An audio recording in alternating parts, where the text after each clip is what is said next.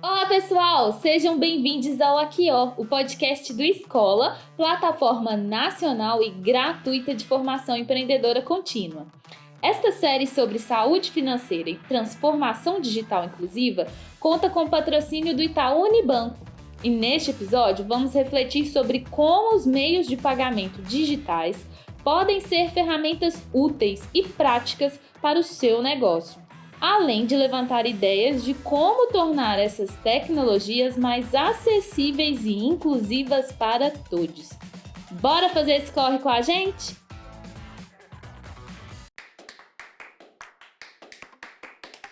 Mesmo com acesso ainda limitado, a população brasileira hoje está mais conectada à internet do que há décadas atrás. Essa explosão de conexão virtual modificou o mercado financeiro e hoje contamos com a possibilidade de acessar nossa conta bancária na tela do celular por meio dos aplicativos de Internet Banking. Pelos canais digitais já conseguimos abrir e fechar contas, consultar saldos ou fazer pagamentos imediatos via transferência a qualquer momento, caso o tempo para dar aquele pulinho na agência esteja curto.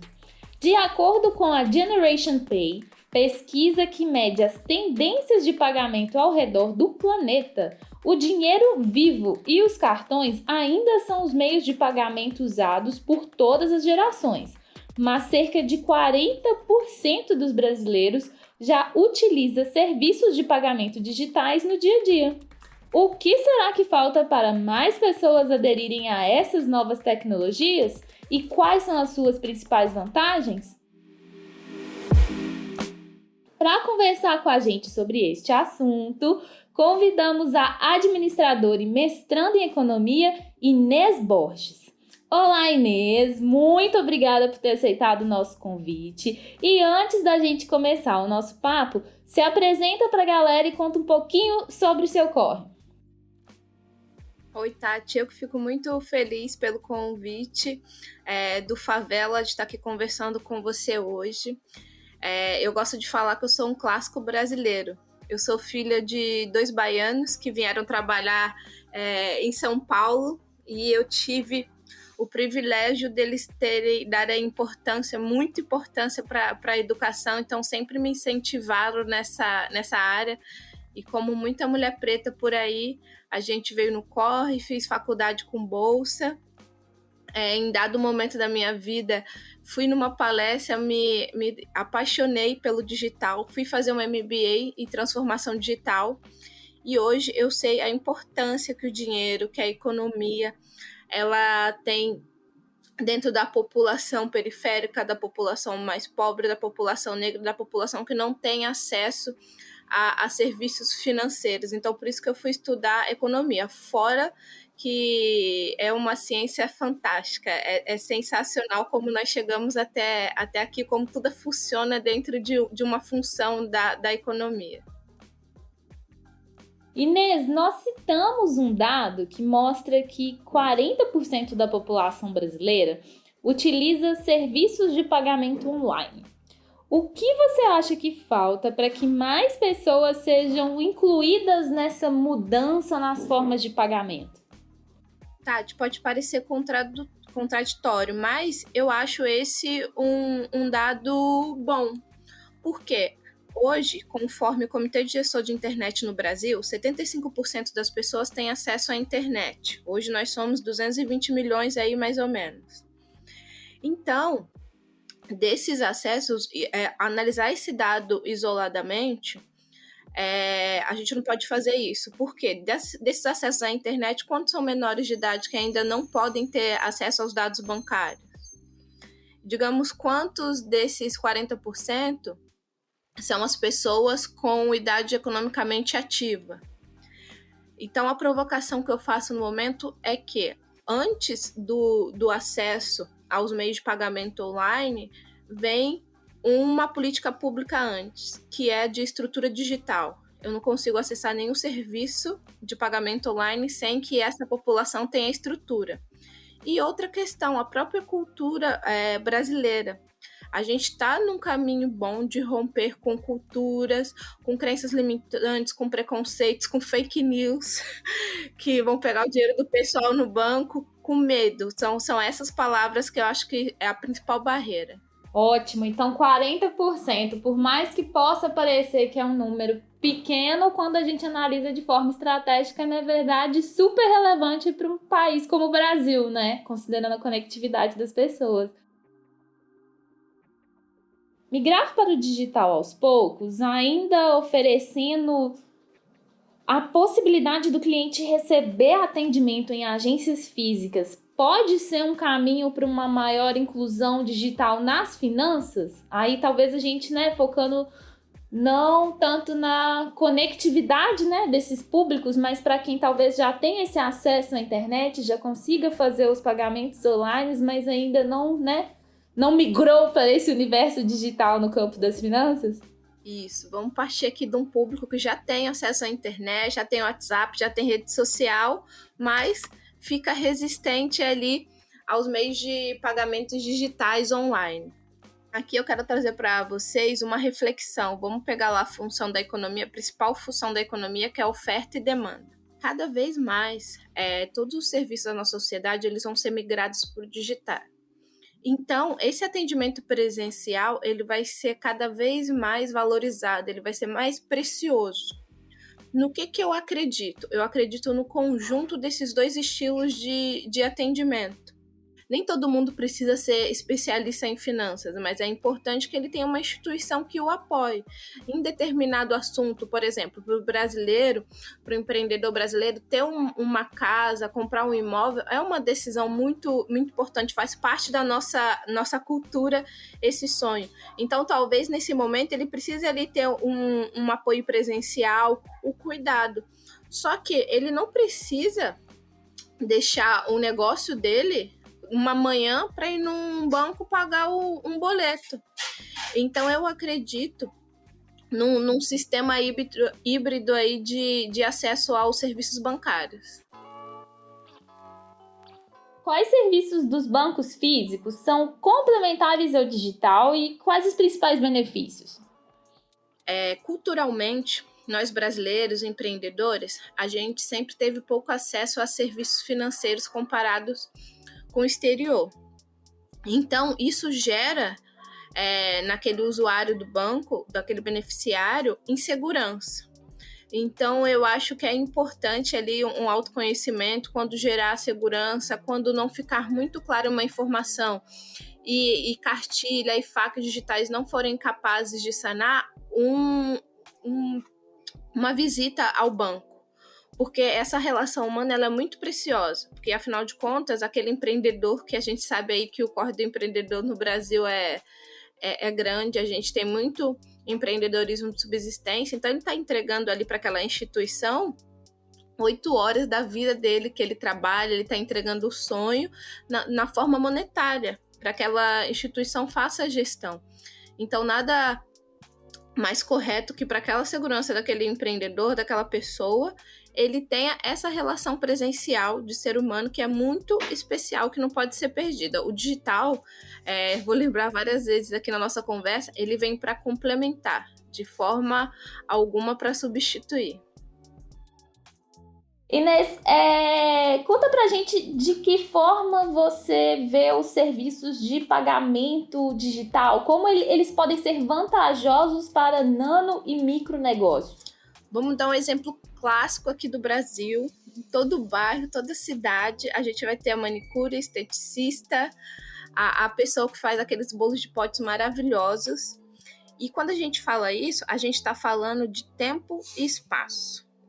Quando eu tenho uma esteticista, uma manicure, que ela precisa deixar o posto de trabalho, seja atendimento domiciliar ou se ela atende num salão de beleza, ela fatura através do tempo que ela disponibiliza prestando o serviço. E o serviço dela é entregar autoestima, é fazer a pessoa se sentir mais bonita, se sentir melhor.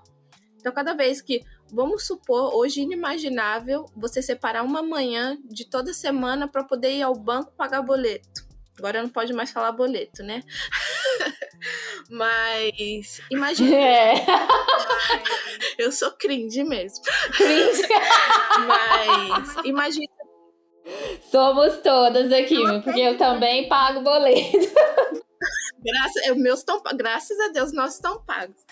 Então, esse profissional... Não é? Melhor ter boletos pagos do que não falar boletos com medo de ser cringe, né, gente? Dessas também. Exatamente. Tem que pagar os boletos, gente. Mas voltando aqui ao nosso assunto, esse profissional que tem o tempo dele como insumo, o espaço dele, ele precisa estar naquele local... Os meios de pagamento é sensacional, porque significa que ele não vai ter um agressor de tempo no faturamento dele. Significa que às vezes ele não vai ter que pegar um ônibus, um metrô para ir até uma agência bancária, não sei quanto tempo ficar na fila de atendimento, sendo que ele pode pagar ali pelo celular. E o mais importante, nessa situação triste que a gente está, nessa situação de pandemia do Covid-19, não ter que se deslocar, não se expor à rua, hoje pode significar você se proteger dessa doença. São tantas questões que o digital traz de benefício. Eu sou uma apaixonada pelo digital, então é difícil. Mas eu confesso que eu só consigo ver vantagens. Falando agora sobre o pagamento pela internet, às vezes a gente pensa que isso beneficia apenas o comércio online. Como que quem tem um trampo físico também pode se beneficiar? Gente, aqui eu vou trazer para vocês 2 experiências pessoais. Eu amo feira livre, amo pastel, sou paulista. E imagine você chegar numa feira livre, você vai lá, né, na segunda comprar as frutinhas da dieta, você chegar e tá pendurado no varelzinho lá de preço um QR Code. Que coisa linda! E o pessoal do bairro apontando o celular pro QR Code e o feirante recebendo na hora. Eu vivi isso e foi fantástico, porque é o que eu estudo, é o que eu sou apaixonada, é sobre isso que a gente está falando. Essa semana eu fiz um pedido de uma refeição e junto com a entrega veio um imã de geladeira, outro clássico brasileiro. E o que tinha no imã? Um QR Code. São estabelecimentos físicos. São só meios de pagamento. Nós só estamos passando por uma... E pensem, durante a história da humanidade, a gente sempre passou por revolução, que é algo muito marcado, que é algo que dói, que é algo que tem um fim para outro início. O digital, ele não vem como uma revolução digital, ele vem como uma transformação digital. Ou seja, é um processo em que as pessoas têm o tempo de se adequarem, podem ter o benefício, não há uma quebra, existe um complemento, é algo, digamos, suave. E isso é muito importante. Você vê um feirante que às vezes tem ali só um ensino fundamental, ele conseguir receber por meio de pagamento de QR Code. É lindo isso. E do ponto de vista do cliente também, tô pensando agora nas minhas vivências, eu sou uma pessoa que deve ter uns 2 anos que eu praticamente já não ando com dinheiro em espécie, né, o dinheiro físico. E aí eu já deixei de comprar muitas coisas porque não ia ter como pagar. Às vezes você tá sem um cartão, então você usar os serviços de pagamento online, as possibilidades do digital, pode até contribuir para isso, né? Para a gente se conectar com mais públicos, né? Com mais clientes e consumidores. Exatamente. Nesse semestre eu estou tendo muita matéria de cálculo, de pensadores antigos da economia. E nas funções, a própria teoria fala muito de moeda. Aí o professor dando aula, aí ele fala... Então, qual a influência da moeda? Como a inflação vai afetar a moeda? E depois ele sempre corrige. A moeda que eu falo, ela pode ser digital também. Então, a gente está transformando até o passado para trazer para nossa leitura. Mas eu te entendo, Tati. Acho que tem uns 15 dias que eu só tenho R$2, assim, de moeda física na carteira. Oi, Inês, e como que a gente faz para saber qual é o melhor serviço de pagamento virtual a ser usado no meu negócio? Não tem resposta correta. E eu adoro dar esse tipo de resposta. Sabe por quê?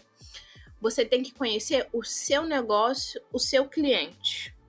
Vamos puxar o exemplo da Feira Livre que eu dei agora. Ele tem um QR Code.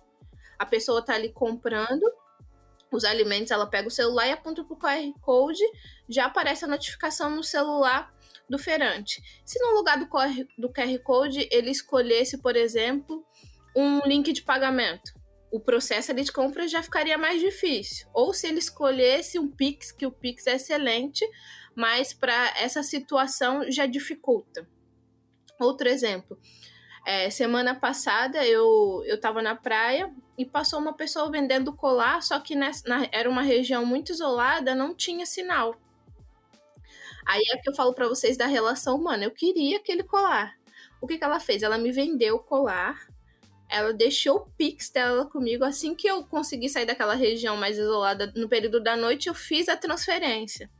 Então, é conhecer o seu cliente e como você quer, qual a sua capacidade de receber aquele valor na sua conta digital ou no seu serviço financeiro digital.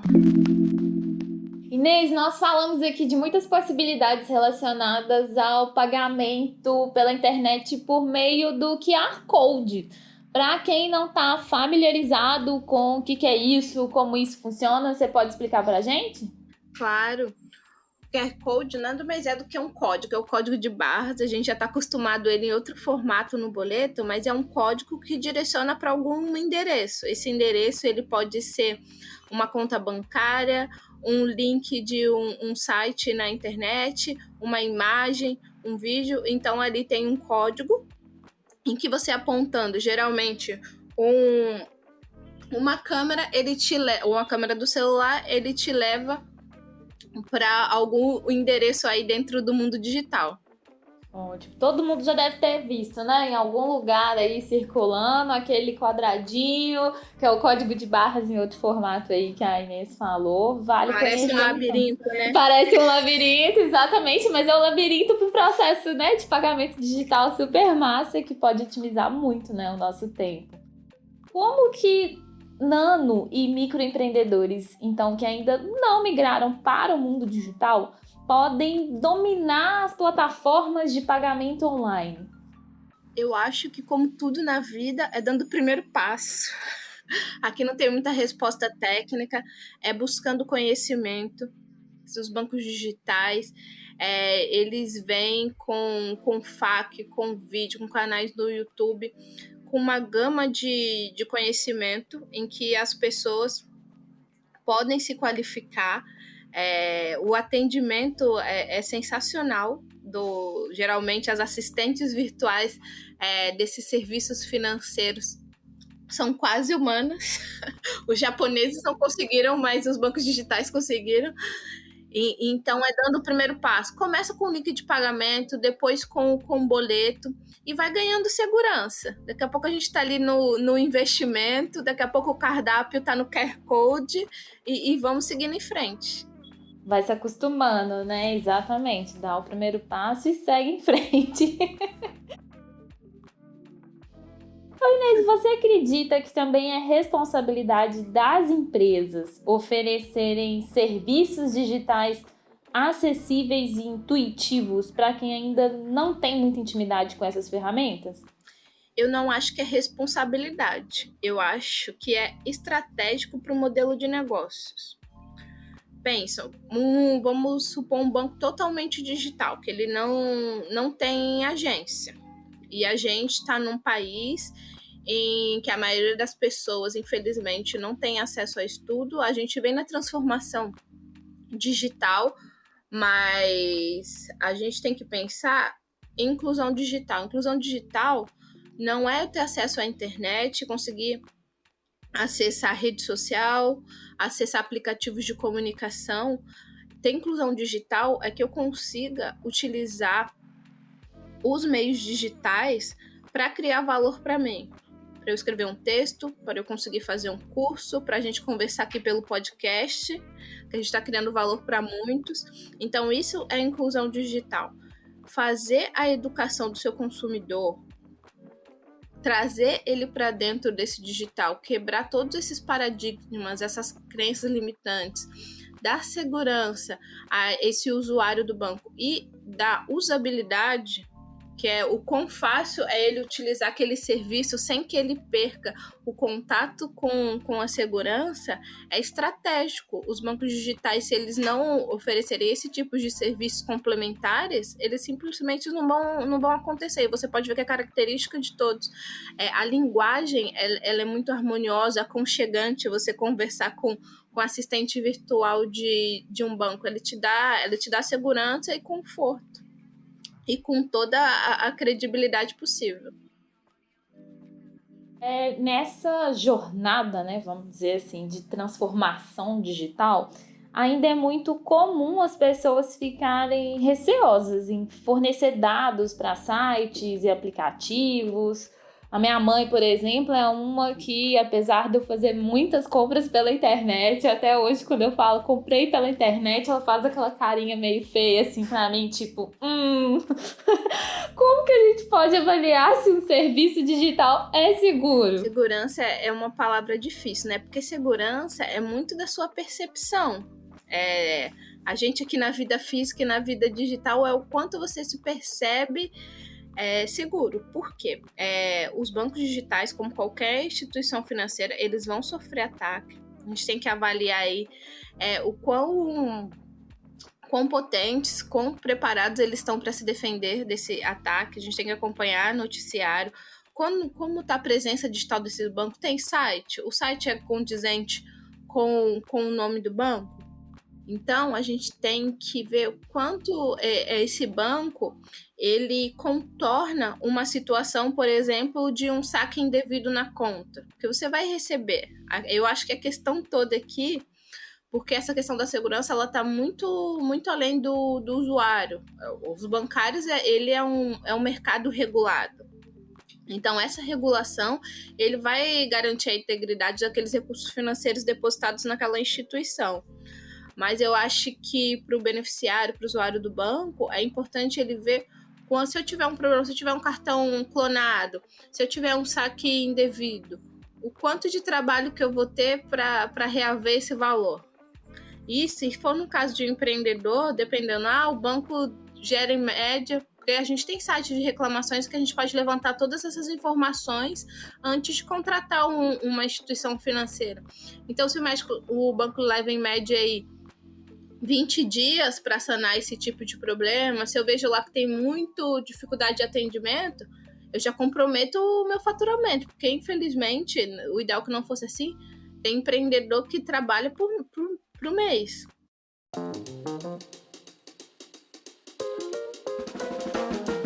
Hoje nós temos vigente, né, no Brasil, uma lei geral de proteção de dados que certamente afeta o comércio online, né? E vem nessa proposta mesmo também de dar um pouco mais de segurança para essas pessoas que estão aí navegando no digital. Como que um nano ou um microempreendedor pode ficar por dentro da lei? Tenho certeza que a situação mais crítica em relação à LGPD do micro e do nano empreendedor é se ele tem algum processo de negócio em que ele armazena dados sensíveis, que é aquele dado que de alguma forma eu consigo identificar o indivíduo. Nome, CPF, RG, data de nascimento, endereço, ou eu consigo fazer algum corte discriminatório, considerando o contexto da nossa sociedade, raça, gênero. Então, ver dentro do processo de negócio dele se ele armazena algum tipo de dado nesse sentido.